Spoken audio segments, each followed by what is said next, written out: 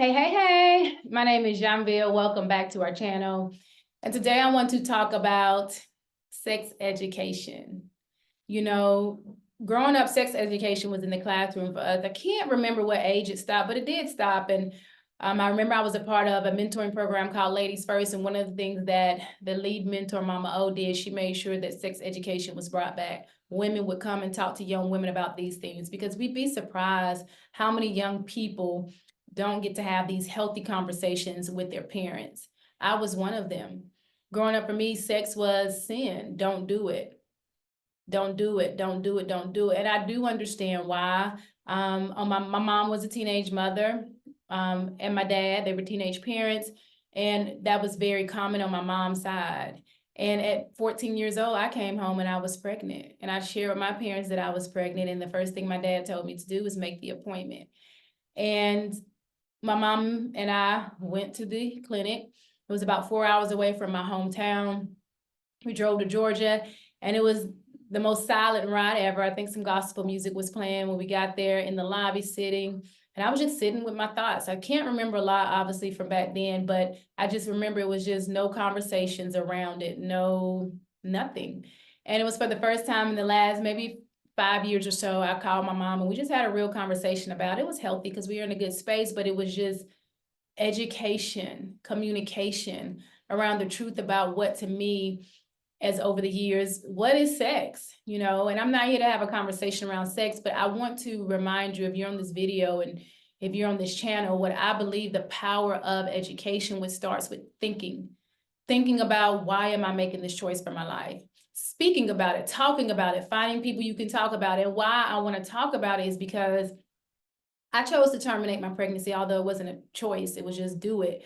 But when I reflected and really start to think, one time I was in therapy and I remember he talked to me, we were talking about choosing to do things versus just doing them automatically. Because oftentimes we are on the automatic negative thought system, like everything's just doing from a place of our subconscious, our patterns. But my truth, when I started to discover my truth and was honest about it, I wrote down, do I want children? Yes, I do. Why do I want children?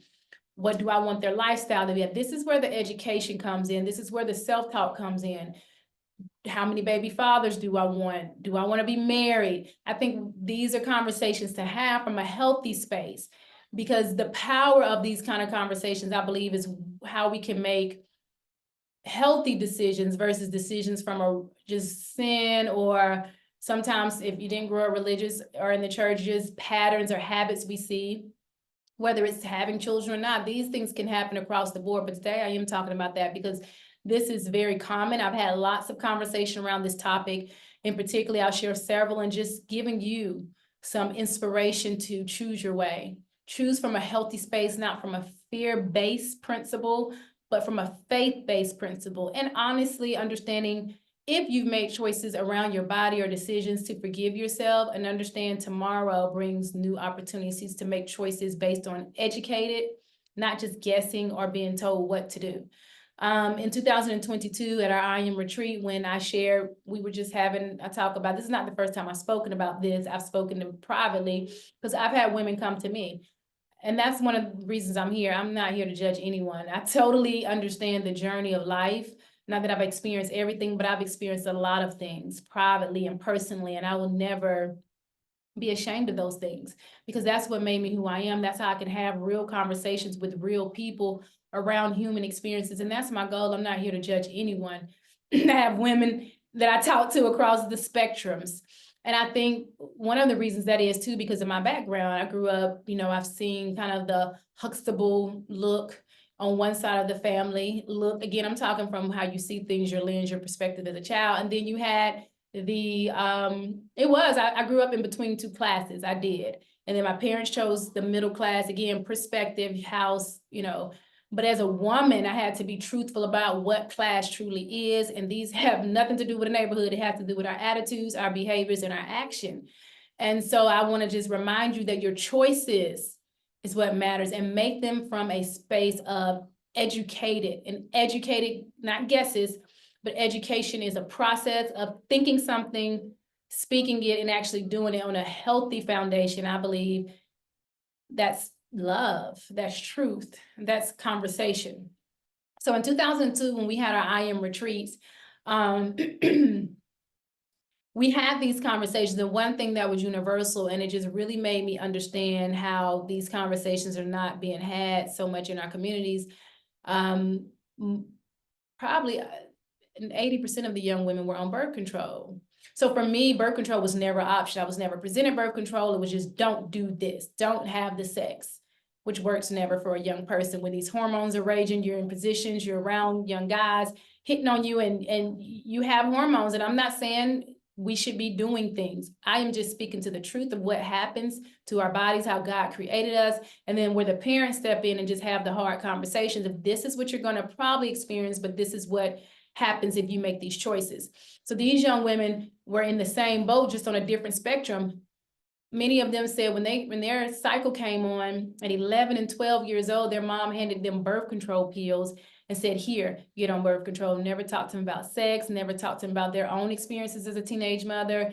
And oftentimes that's what parents do. I know for me, that's what mine definitely obviously was, a religious front.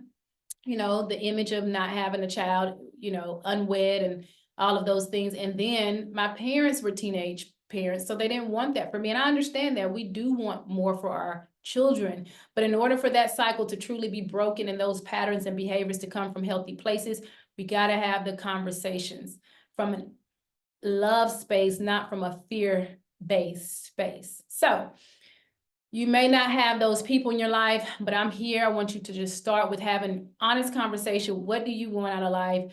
Do you want children?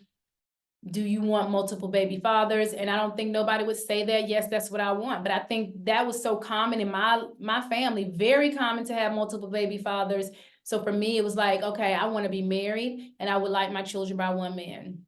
People may think you don't really talk about this out loud. This is your journey, but I'm sharing this because you need to do that, because especially if you come from a background like mine, it was not common. And so when I started having these kind of conversations with myself and was honest about what I wanted out of life, I did get what I wanted. Now, again, what we want is what we're going to get, and we got to figure out how to do that. So I'm here to just remind you to think your truth first, disrupt what you see, and if what you see is healthy and that's what you desire, good, speak it into existence. But I just don't want anybody to just go through life. We need to grow through life, and growing is a conscious decision. It is disrupting the current thoughts, the patterns, the things that we see around us. Most of the things in my life came from things I saw and I didn't want, so I made different decisions. I'm the first of many things in my family, the first of many, and I never even thought like this. But when I start thinking about my life, and it wasn't from a place of, I love my family, I'm very close as I can be in a lot of ways to them. I don't think that they think anything less of me, because this is not about being better. It's about choosing what you desire for your life. And oftentimes for some people, depending on their lens or perspective, it can look like you're doing better, but that's not it. Don't take any burdens of someone else's and make them your own. Live guilt-free, live shameless, live pure, live holy, WHOLLY, not HOLLY, and stay true to your journey. This is truly a divine journey. We're between the heavens and the earth, and we can experience both right here in the midst of our own presence. So back to what we were talking about, the conversation. I want to say this too. The education around your body is so important. There's a young lady, she was a virgin, and we used to talk, and she's a virgin, and for the longest she was a virgin because she was afraid. She was living in a place of sin. And I didn't never tell her anything negative behind that, but I knew deep down that wasn't going to keep her a virgin, because sin doesn't keep you from doing anything. The more we speak against something, the more we just do it. That's human nature. But I never forget one day she said, Ms. Dean, you know, I'm still a virgin, but it's no longer from a place of sin. It's the power of who I know that I am, and my body is worthy. And that just brought tears to my eyes, because I wish that I could have that conversation with my own self at an earlier age. Not to do something from a place of fear, but a place of self-love. That is what this journey is about. Loving your body enough to understand who's deserving of it, to understand that it is sacred, it is a sanctuary, and that it's not open to everyone. That's a beautiful space to be in, because that is a self-love space, not a fear-based space. And if you're on birth control, understanding, I had a young woman after retreat called me. She said, I really appreciate that conversation we had at the retreat. I went and talked to my mother about her experiences and just had a conversation with her. No judgment, no blame, because what was happening is mothers oftentimes just do things because they want the best for their child. But never having a conversation will never be best, because it leaves that receiving person, the child, confused, in a place of pressure and uneducated. So educate ourselves every day by being the curriculum, experiencing our feelings, our thoughts, having tough conversations with the people we love, whatever area that can be for you. You know, I appreciate you joining me on this call, this conversation. I can only be me. I just want to stay true to my journey and be there for the young women that I needed. I needed these kind of conversations throughout my life. I truly did. Education beyond the books, into the soul, going into those places that allow us to be whole. WHOLE. So stay true to your journey, continue to show up every day for you, and be inspired by your family, by your friends, by your community. And inspiration means to be in spirit. And in order to receive what we have here on earth, we have to be open to who we are as a being. Thank you, and hope to see you next time.